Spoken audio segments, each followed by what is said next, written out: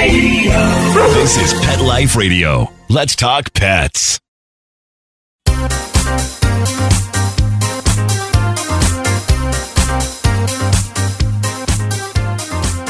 Welcome to the Whisker Report. We're a new podcast dedicated to helping anyone in the pet industry, whether you're in animal welfare or a for-profit pet company, to get some PR and buzz for your organization.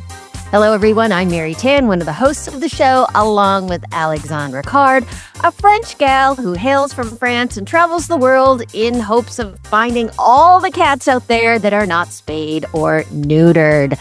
Bonjour, Alex. Where are you this week? Bonjour tout le monde. I'm back in France right now, just outside of Paris in my little hometown called Troyes.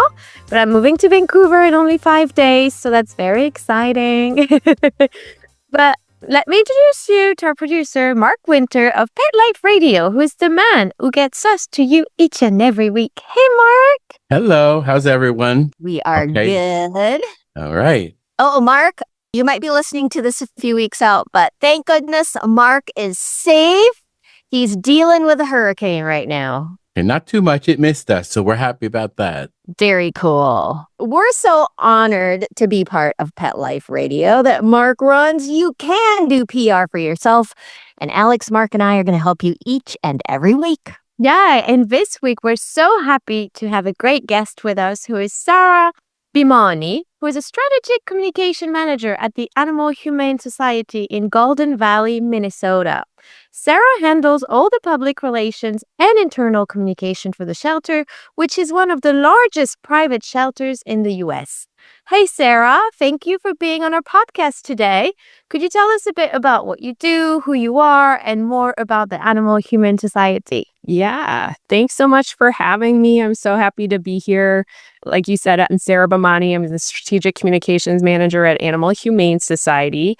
I've been at Animal Humane Society for just over 5 years now, and my primary focus is internal communications and supporting our PR work. And Animal Humane Society is one of the largest animal welfare organizations in the Midwest, and we help over 11,000 animals through our shelter every year, plus thousands more through our programs and services that we offer to the community. So we're more than just a shelter. We are really focused on keeping people and pets together too, so that we offer low-cost vet care.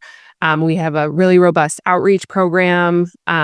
We have education programs, training programs. We do humane investigations. So we have our hands in a lot of different areas in animal welfare here in Minnesota. That is so cool. So Sarah and I go back a little ways. We do. I used to work at the Animal Humane Society as well. I was her boss at one point, but she was always bossed me around. That's kind of the way it goes, right, Alex? It's the same way with you. I kind of have this hands-off mentality when it comes to management because I think people should shine, and that's a perfect way. Well, we are going to be right back with Sarah. We've got to take a break, and she's going to talk a little bit about how she uses PR, and she's also going to give us some tips and tricks. All right, we'll be back.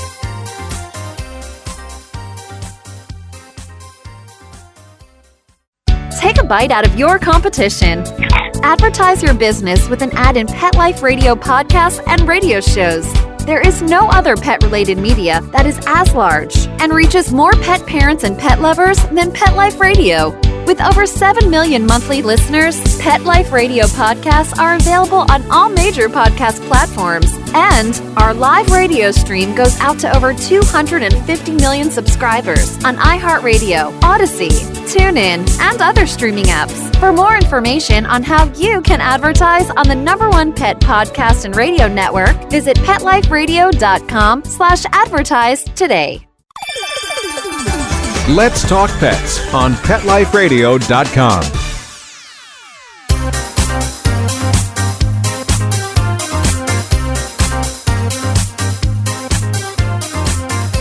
And we are back with Sarah Bhimani of Animal Humane Society. What PR challenges do you face in advocating for animals and adoption initiatives? Yeah, I would say so. There's kind of two big challenges that come to mind for me. So the first one is probably universal for any industry, and that's just breaking through the noise, right? People are bombarded with information all the time. There's so much going on locally, nationally, globally. And while a lot of people love animals, and many of our stories are feel-good type stories that can actually kind of help balance that negative news cycle, it can also be really hard, I think, for local news outlets to just find the space to share what we have to say, right? If it comes down to it and there's so much happening that they have to communicate to the public, ours is probably one of the first things to get cut in their lineup.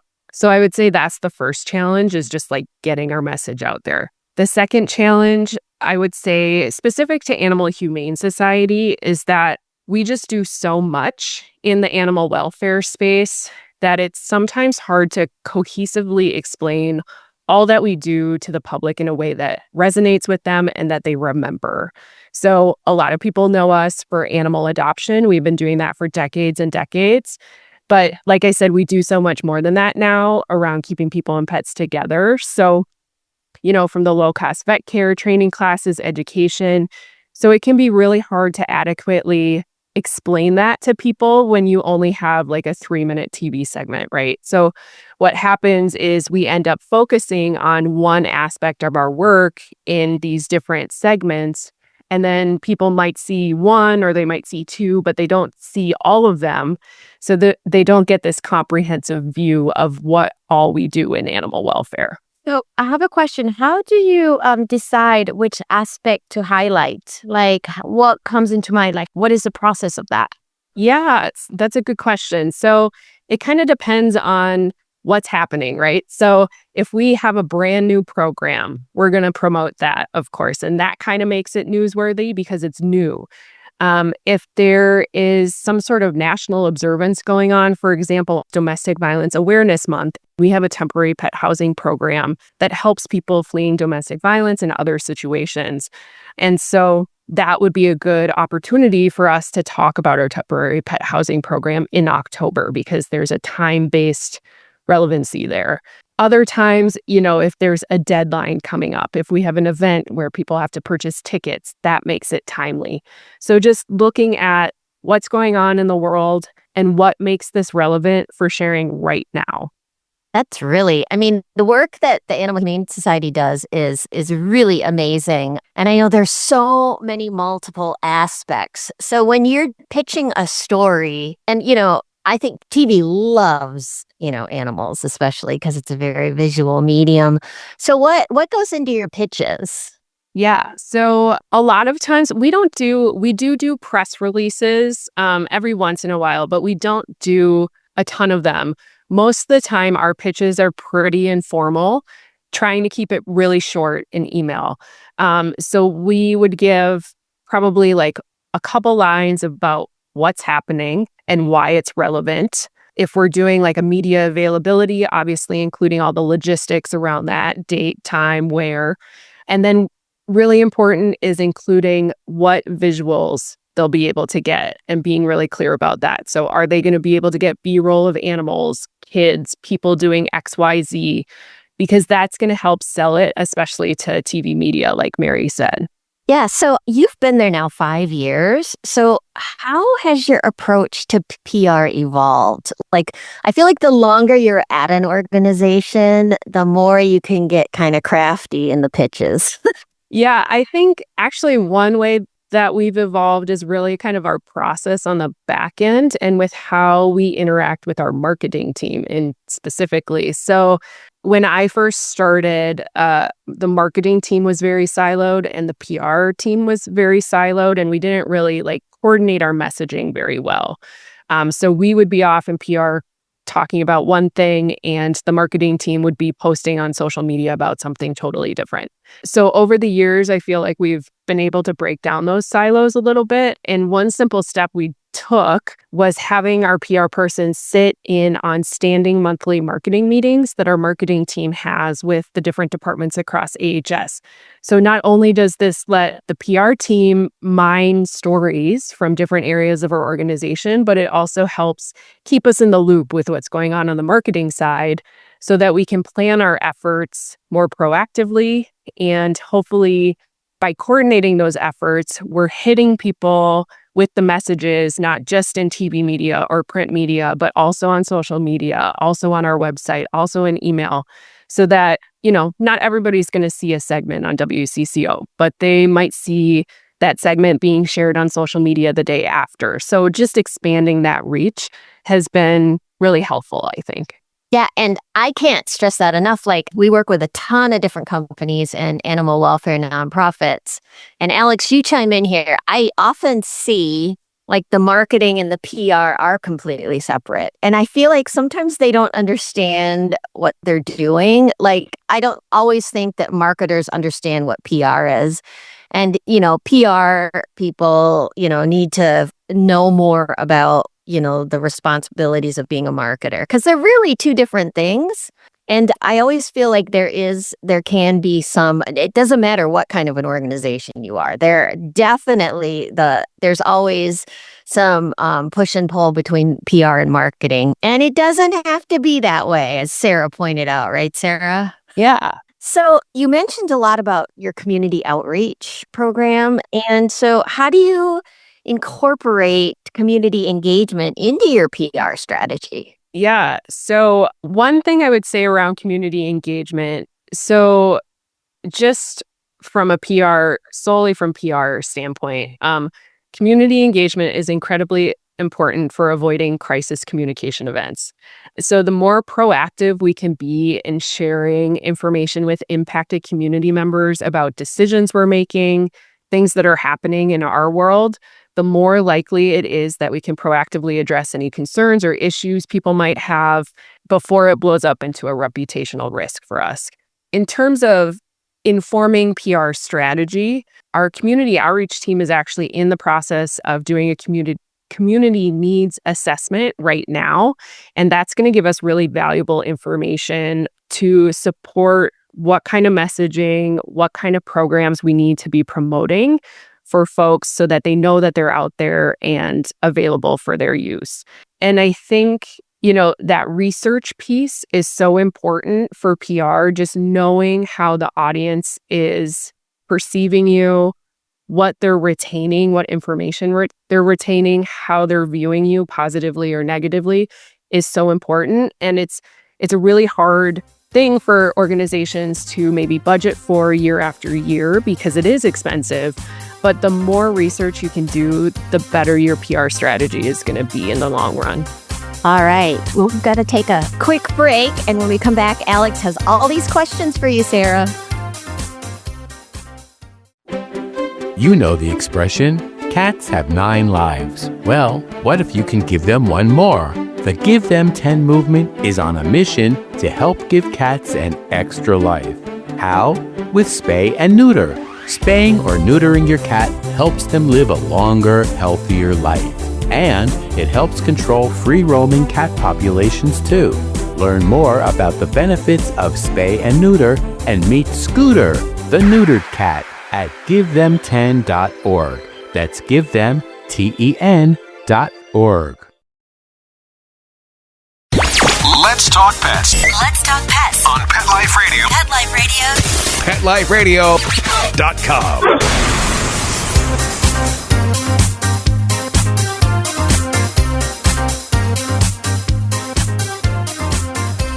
And we're back and have a couple of questions for Sarah. So, Sarah, as you mentioned, Animal Humane Society has resources, like, for example, to do those research about the community. But for other, nonprofit organizations that might have less resources than yours, do you have any advice or tips on how they can get their message out there? How can they be perceived as positively? Anything that they can get from you? Yeah.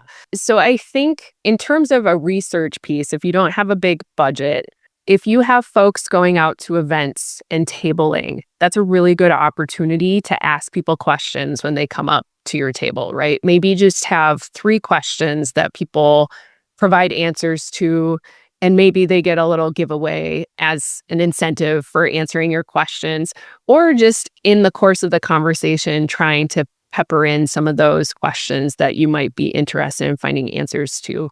Also, I think putting together online surveys isn't super time intensive or money intensive, or it doesn't have to be. So if you have the capacity with your staff to put together a short survey, you could try to send that out in your email, put it on your website, put it on your socials, and see what kind of response you get. Because any response is going to be helpful, hopefully. So those are a couple ideas. I do think that the more you're able to get out in the community and talk to people, so we have a community outreach team that is able to do that. That's a big part of their work. And I think having those one-on-one conversations with people is really helpful in breaking down any sort of misinformation that might be out there, just getting people familiar with your organization. And I think it always helps when people have a face to put with the organization, even if they're not the CEO. Knowing that they had a positive interaction with somebody from this organization is really beneficial for reputation.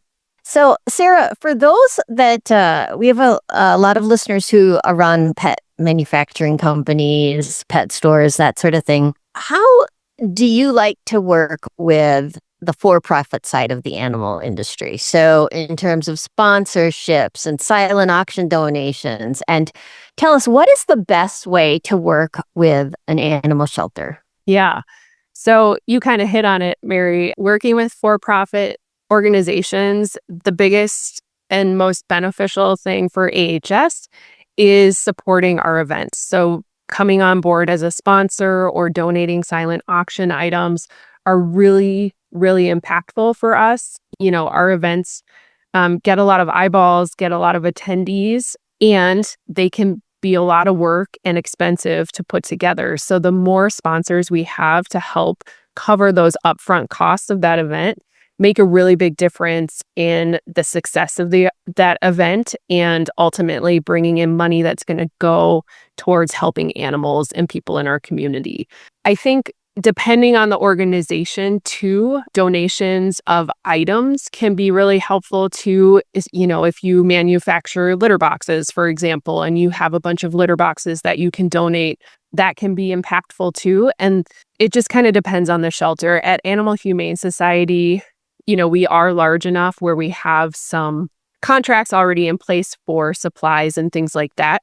But when we do get items donated, those go into our community outreach program. And so those get repurposed and donated to people in our community who need those supplies. So it's not going to waste, and anything that people can donate to us is going to find a good use. Talk a little bit about the different sponsorships that shelters have. So I know Animal Humane Society is officially a Purina shelter, and Purina does a wonderful job of donating, I believe, all the food for all your animals. Is that correct? I can't confirm that. I don't know that off the top of my head, but I can find out and get back to you. But how do you land those kinds of partnerships? I don't know if this is just a question that I'm throwing out there and throwing at you. What is a successful partnership between a for-profit brand and an animal rescue? Yeah, I don't know that I can fully answer that question since I'm not fully in that world, but we do have a central purchasing manager who works a lot with our suppliers to figure out those kinds of relationships. I think, for animal shelters, we're nonprofits and we're working on really tight budgets.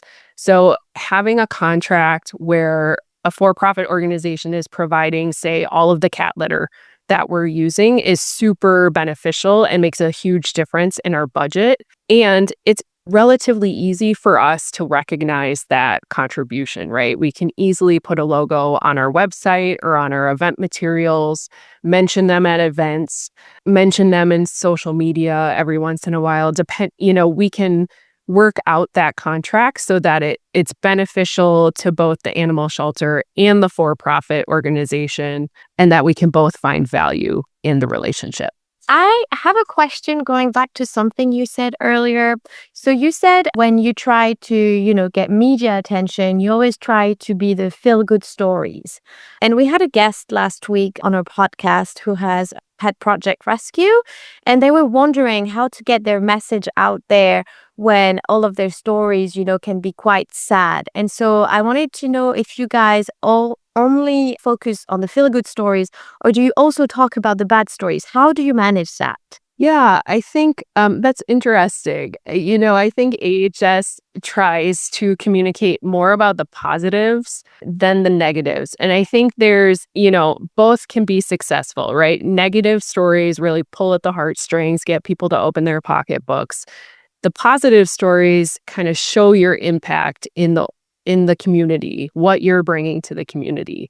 There's certainly a balance to it. And I think, you'll find more of those kind of pull at your heartstring type stories in our e-appeals, our emails that are going out, because those are specifically for fundraising. For media stories, we're not necessarily, our end goal is not necessarily fundraising, right? It's more about increasing knowledge in the community about what we do.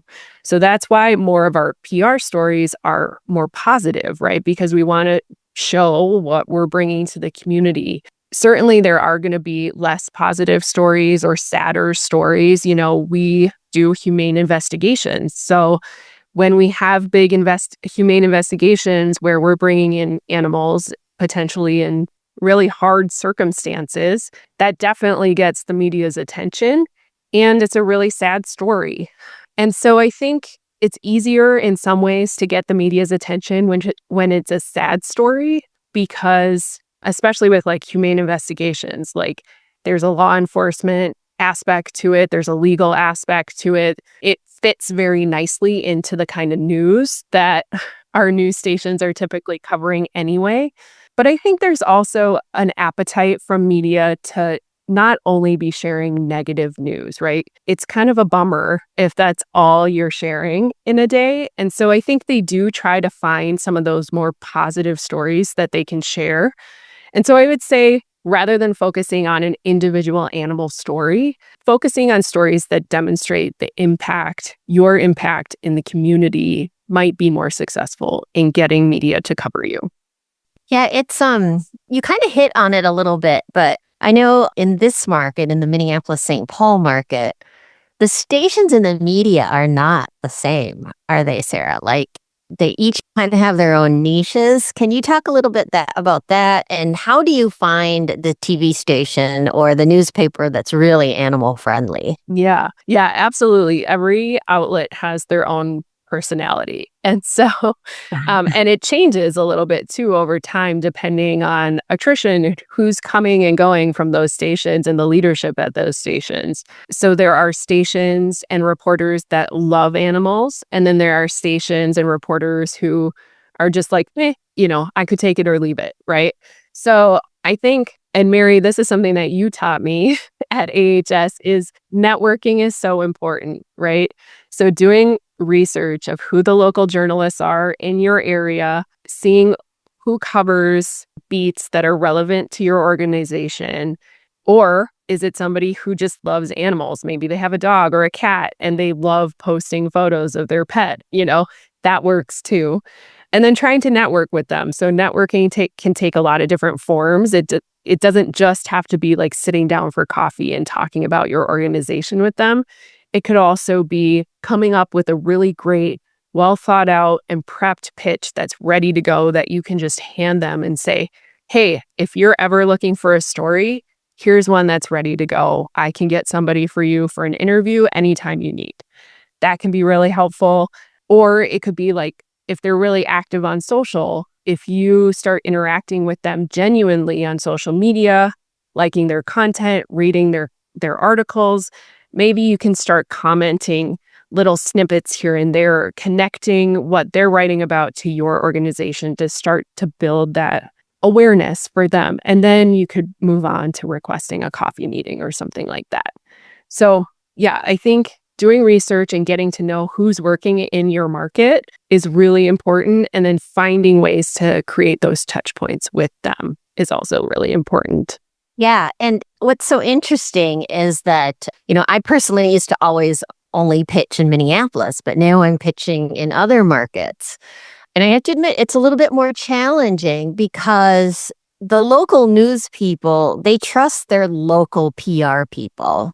So when I'm pitching something to Philadelphia or Phoenix, I'm coming in as an outsider. So one of the tips I have is whenever I send out a press release to markets where I don't necessarily know a lot of people, is that I always make sure that I'm mentioning a local person. So for example, we did a series of press releases for a pet store in Phoenix. And I knew, because I was formerly a news person, and it's like this, I feel like TV news is this weird little cult. You're always like one person away from somebody that knows somebody that you know. And so what I did was, I did just that, Sarah. I did a lot of research as to who the animal people were just by, trolling them and looking at everything they do on social media. And Alex is really good at trolling, but it works. And then, I just always, if you're pitching to local media, especially, the pitch really needs to be about someone or something in that local market. Yeah, that's a great point. Because we have, cat food, dog food manufacturers, and it's always like, how are we going to pitch this story? And they want, for example, they'll say, we found out that a lot of our customers live in Ohio. So then we have to target, we've got to find a way to make the Ohio connection to the cat food. Mm-hmm. Yeah. Which is really, which can be challenging. And that's where, storytelling is the main thing. But that's one thing I loved about nonprofit and animal welfare. The people stories are endless. And even though animal welfare is about animals, really, it's about the people caring for the animals, because the animals can't talk. They can just look cute. Right. Exactly. Yeah. And that's something, the people are so important. And so it's just what you said, Mary, identifying those stories that make what you're doing in the community tangible for other people. It's not just the animal stories. It's also, how is this impacting you? Yeah. So let me ask you, do you think that small pet startups and small 1 or 2 person rescues, you think they can do their own PR? It kind of depends on the person, right? If the person who is, who founded that rescue or organization is media savvy, has lots of connections, is extroverted, loves getting to know people, then maybe, if they find those connections and network, it could be hard. So, leaning on other experts in the PR industry can be super helpful.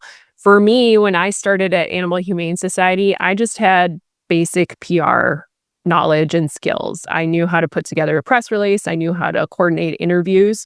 But really, everything I've learned about PR has been on the job. And I learned a lot from Mary when she was my boss. And so even if you aren't coming into an organization and having mentors that way, if you can identify mentors or people who are willing to help teach you the ropes in the community, then yeah, maybe a smaller organization might be able to handle their PR on their own. But it might be harder to keep a consistent roll of stories going out to media, every month. It might be, you might have a couple big stories that you want to get out there every year. All right. Well, Alex, do you have any other questions? I have another question, and it's a bit different from what we talked about. But you mentioned your role is, so you handle public relation, but you also handle internal communication. I just wanted to know more about that internal communication role. What do you do? Yeah, great question. So internal communication is communication that's focused specifically to our staff and our volunteers. So we're a big enough organization. We have around 300 staff and over 1,000 volunteers. And so keeping everybody in the loop on what's going on in all the different parts of the organization is really important to make sure we're all kind of moving in the same direction.